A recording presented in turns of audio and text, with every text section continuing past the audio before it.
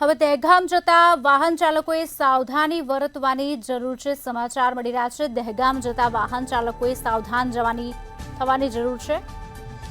રાયપુર પાસે નર્મદા કેનાલનો બ્રિજનો જે ફૂટપાથ છે તે તૂટ્યો છે। બ્રિજનો 20 ફૂટ જેટલો ભાગ તૂટી પડ્યો છે। આપને જણાવી દઈએ સમાચાર, બ્રિજનો ભાગ તૂટતા જ એક સાઈડનો વાહન વ્યવહાર બંધ કરવામાં આવ્યો છે। મોડી રાત્રિએ બ્રિજનો ભાગ તૂટતા પોલીસ ત્યાં પહોંચી છે। સમાચાર આપને જણાવી દઈએ, ટ્રાફિક પોલીસ તાત્કાલિક ઘટના સ્થળે પહોંચી હતી।